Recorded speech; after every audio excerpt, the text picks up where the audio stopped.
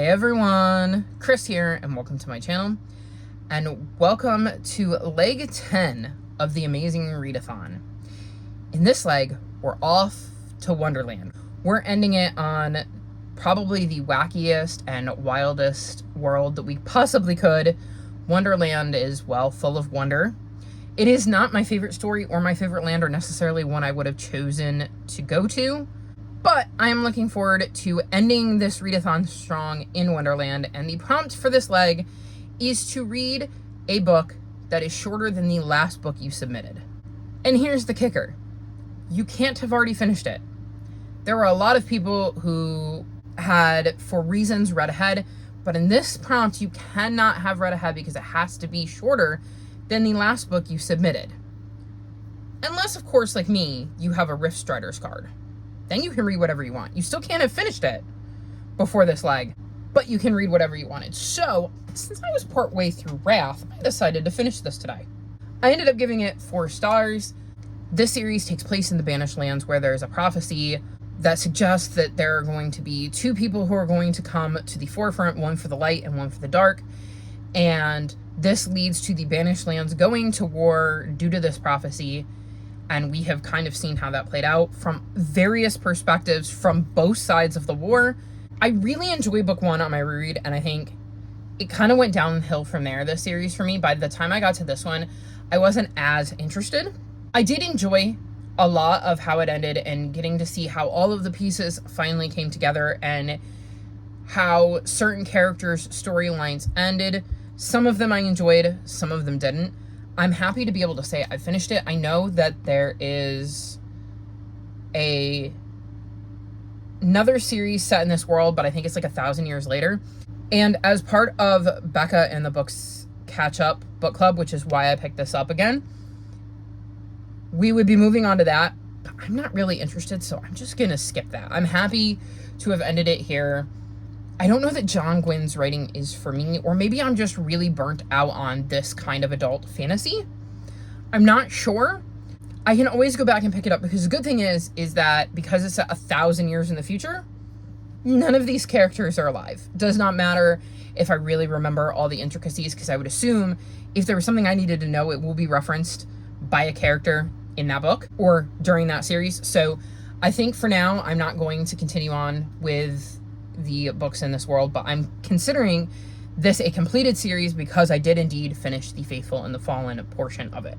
So then I could move on to sightseeing. The biggest issue, though, in this round is that the sightseeing prompts are very random.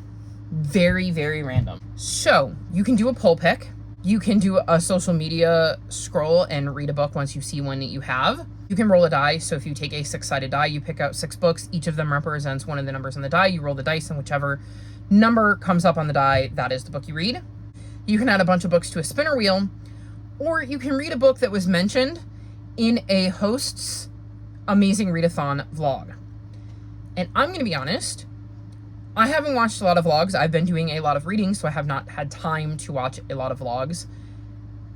I also don't think that my reading tastes jive with a lot of the hosts.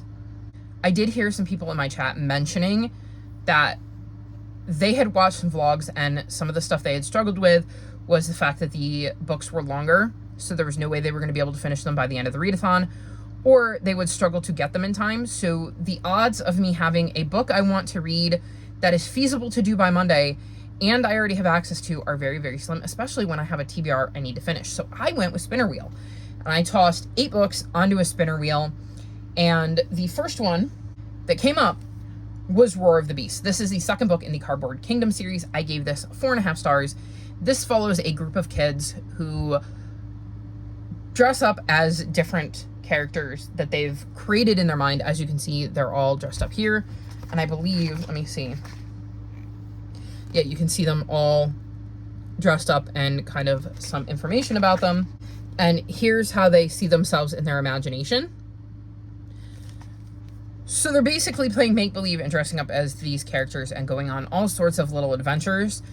And they each have chapters. Like, you would have seen that was a story because you had the Roar of the Beast. And then you read about that section, and it ties into the next story, which is Tentacles and Terror.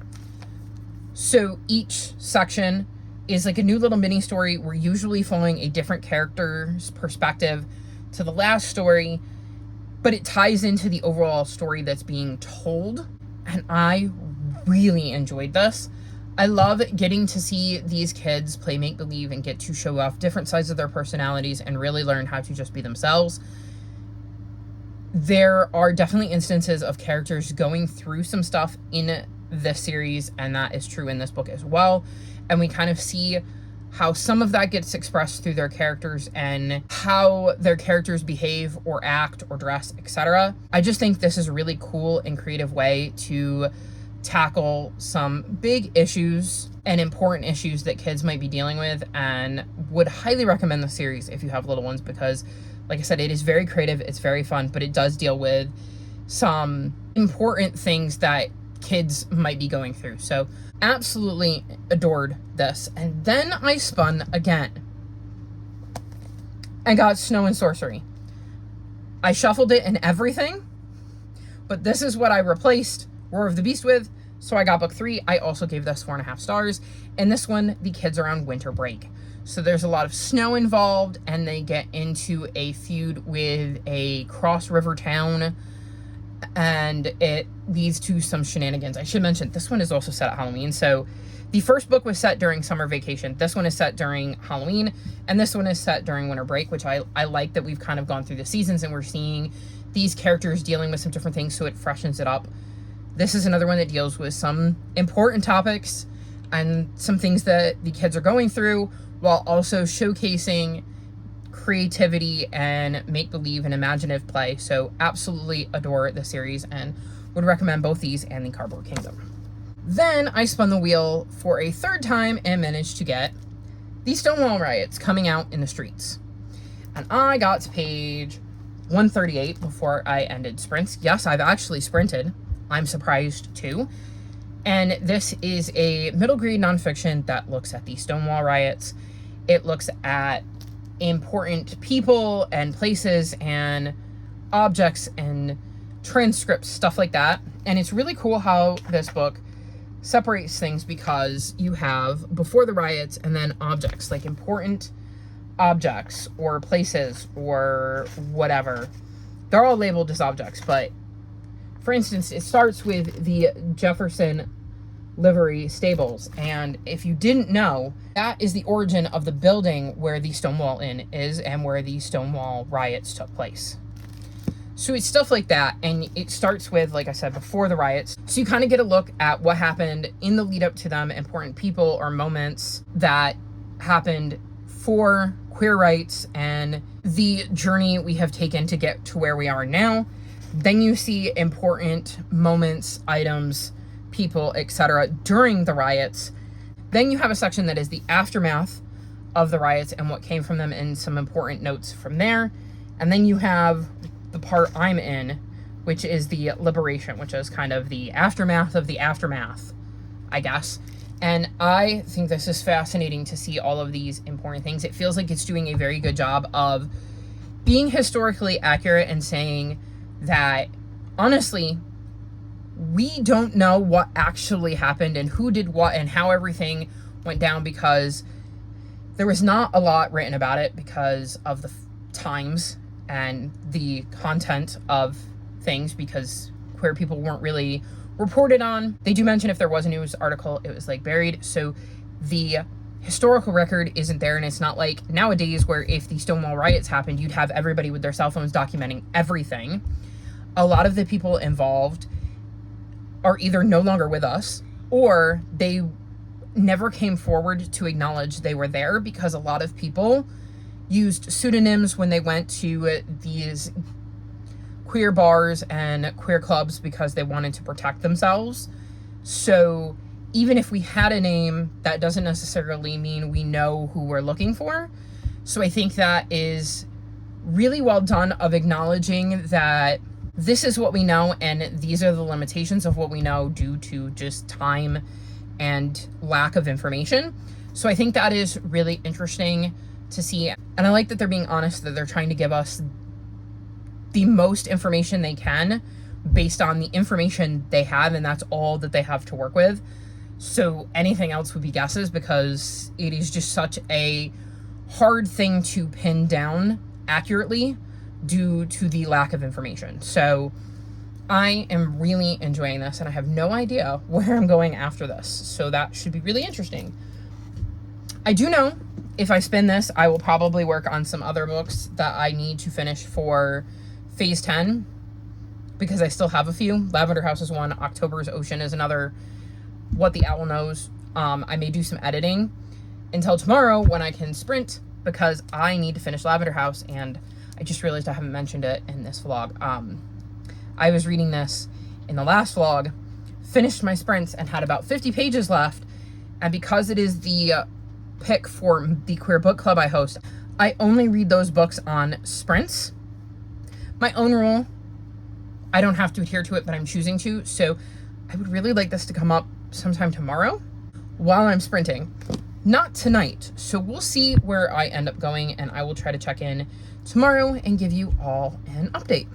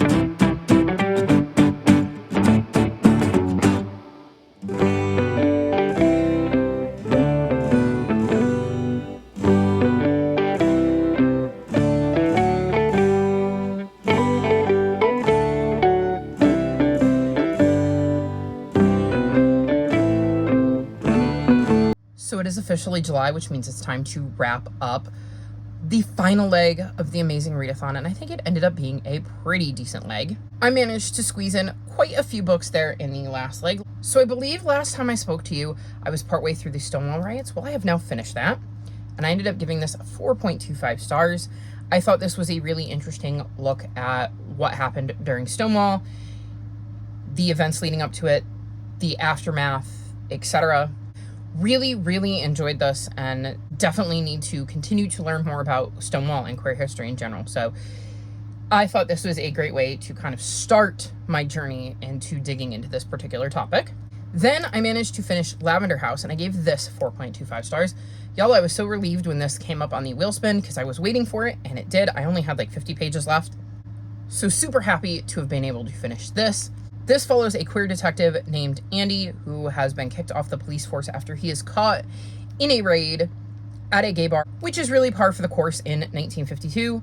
Being gay isn't something that people usually broadcast. There's still a lot of homophobia and bigotry, etc. As he's trying to pick up the pieces of his life, he's approached by a woman named Pearl, who would like him to investigate her spouse's death. She believes it's suspicious and invites Andy to Lavender House. And one of the interesting things about Lavender House is that it is filled with various queer people, including Pearl and her spouse, Irene, the recently deceased. So Andy is curious and decides to take on the case to see if he can figure out whether Irene's death was natural or whether something sinister is going on. And once there, realizes that while these people get to kind of live their lives out at the house, that doesn't mean they don't have any secrets, and has to start to put the pieces together to figure out which one of them, if any, had something to do with Irene's death. I really enjoyed this. This is like the highest 4.25 you can get. It was borderline 4.5. I really enjoyed getting to know Andy. I wasn't as invested in the murder, but I got really attached to Andy and the characters and the world. So this is definitely a series I want to continue at some point. I'm thinking August. July is a bit booked, so we'll see if I can get back to this in August, because I had a really fun time with this and got really attached to the characters. So as long as the mysteries are decent, which this one was, I see no reason this won't be a series that continues to get right around 4.5 stars. Then I read What an Owl Knows, and I gave this 4 stars. This is a nonfiction book that looks at, well, owls. We look at all sorts of different owls and how we interact with them, where they live, how they migrate, how they mate. Just any information you could want about an owl, it's probably covered at some point during the course of this book. I thought it was fascinating. I have been massively into birds, so it was really cool to take a deep dive into this particular species of bird. And of course, there are so many subspecies in the species because there's so many different kinds of owls. And I will say, I'm going to show you a picture because it does have some color photos, but I wanted to show you one because I think this is one of my newest favorite birds. Like, look at how badass that bird looks. That, for the record, is a spectacled owl, and I just think he is so cool. So I had a fun time with this, would definitely want to read more from this author.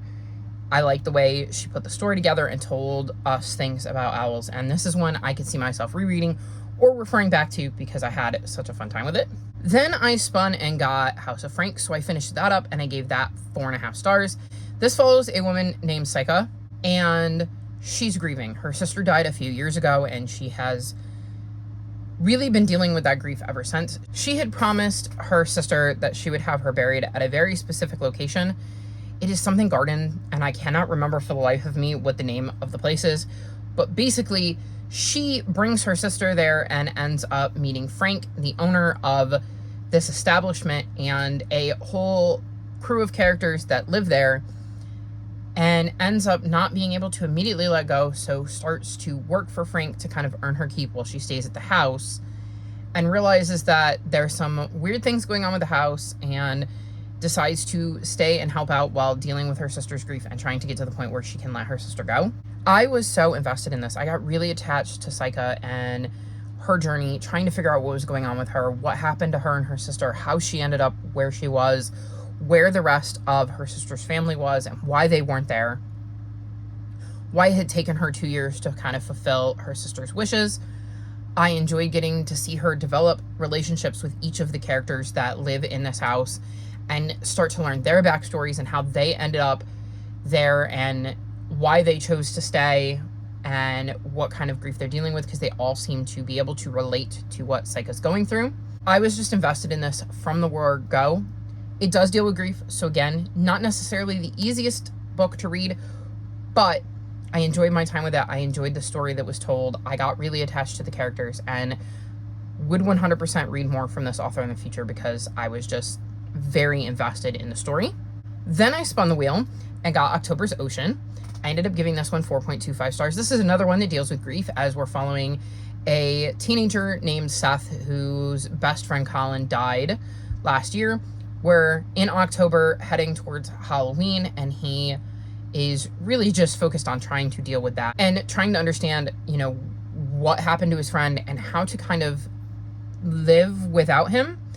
And it is not the easiest thing. He ends up meeting this girl named Peggy, and Peggy kind of turns his life upside down and changes the way he views things. And I had a good time with this. I really enjoyed seeing Seth and Peggy's relationship develop.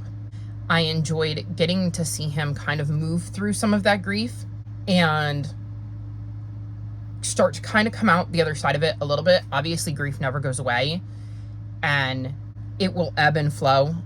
I've always loved the ball in the box with a button metaphor, which is you're sitting there with a box and inside the box is a button, and also inside this box is a ball, and every time the ball rolls over the button you feel grief, you feel pain. However, as time goes on, the ball gets smaller, therefore it hits the button less often and you experience pain and grief less often. However, that does not mean that the grief lessens. Every time the ball rolls over the button, the grief feels the same as it did in the beginning. It's just with time, because the ball is so small, it's less likely to roll over the button. I've always felt like that described how I dealt with grief. When I lost my mom's best friend, who was like a second mom to me, I obviously experienced grief, and that happened when I was 15. I am now 38. And let me tell you, there are days when that grief hits full force like it did when I was 15. And so to me, I'm picturing that ball rolling over the button despite the fact that it is much tinier than it was when I was 15. So I've always really liked that metaphor. So I liked seeing Seth start to come out of it a little bit and picturing in my head that his ball has shrunk a little bit and that meeting Peggy has helped him process some of what he's feeling so that ball could shrink. But that doesn't mean it's completely gone. It doesn't mean he's suddenly no longer missing his best friend.